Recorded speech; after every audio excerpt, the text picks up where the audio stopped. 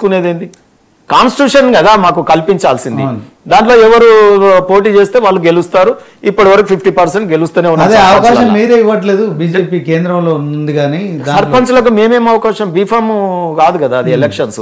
సర్పంచ్ అనేది ఓపెన్. గ్రామంలో ఎవరు మంచి మన్ననలు పొందితే వారు సర్పంచ్. కాన్స్టిట్యూషనల్ గా బీసీలకు చట్టబద్ధంగా రావాల్సిన రిజర్వేషన్ల విషయంలో మీరు కేంద్రంలో ఉన్నారు, మీరు తలుచుకుంటే. మీరు అడిగిన ప్రశ్న నాకు అర్థమైంది ఏంటంటే, రేవంత్ రెడ్డి గారు లేకపోతే గాంధీ భవన్ కో గవర్నర్ గుమస్తానా?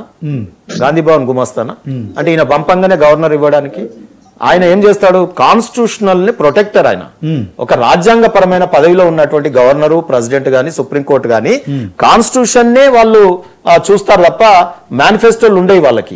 సొంత మేనిఫెస్టోలు ఉండేవి రేవంత్ రెడ్డి గారికి ఉన్నట్టు. ఏది కామారెడ్డిలో 42% ఇస్తా, ఇది ఇస్తా అన్నట్టు ఉండదు. సో వాళ్ళు నిష్ణాతులు, రాజ్యాంగ నిష్ణాతులతో చర్చలు చేసి గవర్నర్ గనక, రాష్ట్రపతి గనక నిర్ణయం తీసుకుంటే రేపు కోర్టులు కూడా కొట్టేయకూడదు, లేకపోతే ప్రెసిడెంట్ కి విలువేముంటది? కాబట్టి వాళ్ళు ఉన్నటువంటి కాన్స్టిట్యూషనల్ లో ఉన్నటువంటి ప్రొవిజన్ ని నిష్ణాతులతో చర్చించే ముందుకు పోతారు. బీజేపీ అన్నారు ఒకటి మీరు ఆగింది అక్కడ. అవి కాన్స్టిట్యూషనల్ రాజ్యాంగమైన పదవులు, పార్టీలకు అతీతమైన పదవులు. వాటిని కాంగ్రెస్ పార్టీ తన పరిపాలనలో ఉన్నట్టుగా ఆ వ్యవస్థల్ని భావించి వాళ్ళు అట్లా మాట్లాడుతున్నారు.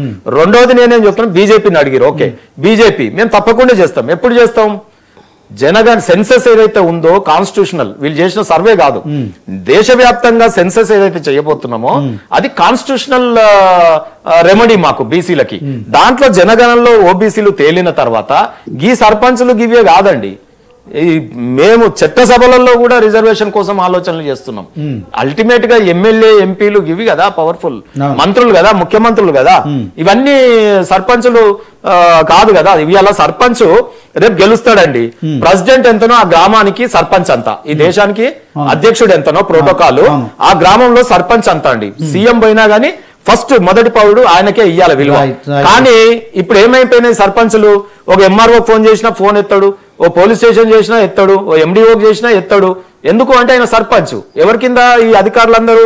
ఎమ్మెల్యే ఫోన్ చేయగానే గ్రామానికి సంబంధించినటువంటి సర్పంచ్కి వచ్చిన నిధులను ఖర్చు చేయాలన్నా ఎమ్మెల్యే చెప్పిన వర్క్సే పెడతారు ఆడ. అంటే మళ్ళా సర్పంచ్ రిమోట్ ఏడుంది? టీవీకి పవర్ ఉన్నా సరిపోదండి, కరెంట్ ఉంటే రిమోట్ ఉండాలి కదా ఏ ఛానల్ అనేది. సో అది సర్పంచ్ దగ్గర ఉండదు, ఎమ్మెల్యేల దగ్గర ఉంటది.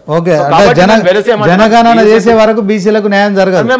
కాన్స్టిట్యూషన్ ప్రకారం పోవాలన్నా మూల శ్రీనివాస్ గారు రాజకీయాలు చేయాలన్నా మీరు చెప్పండి. కాన్స్టిట్యూషన్ ప్రకారం నిర్ణయాలు బీసీలకు శిలాశాసనాలు ఉండాలి, కోట్లలో మళ్ళీ వెనకకు పోవద్దు. అదే 12 years ఎందుకు చేయలేకపోయారు సార్? మరి 12 years గా అధికారంలో మీరే ఉన్నారు కదా. 12 years సమస్య కాదుగా సెన్సస్. ఇవాళ నెహ్రూ గారు సెన్సస్ లో బీసీలది జనగణన చేయకపోవడం మూలన అంబేద్కర్ గారు రిజర్వేషన్ కాన్స్టిట్యూషన్ లో 50 సంవత్సరాల వాళ్ళ చరిత్రను తిరిగి రాసి మీకు మూడోసారి అధికారం 50 ఏళ్ళు చేయలేని ఆయన చేసి పెట్టుంటే ఇవాళ మమ్మల్ని అడిగే పరిస్థితే రాదు రాహుల్ గాంధీకి. ఇవాళ కాన్స్టిట్యూషన్ బుక్ బట్టి తిరగాల్సిన పరిస్థితే లేదు. ఓబీసీలకు గనక ఆయన ముత్తాత, వాళ్ళ నాయనమ్మ, వాళ్ళ నాయన, వాళ్ళ అమ్మ అంటే బీజేపీ కేంద్రంలో అధికారంలో చేస్తుంటే మీరు చాలా చేశారు. 12 years లో ఇప్పుడే జరుగుతుంది, చాలా చేశారు. ఈ అంశం ఆర్టికల్ 370 లాగా చేస్తామండి మేము.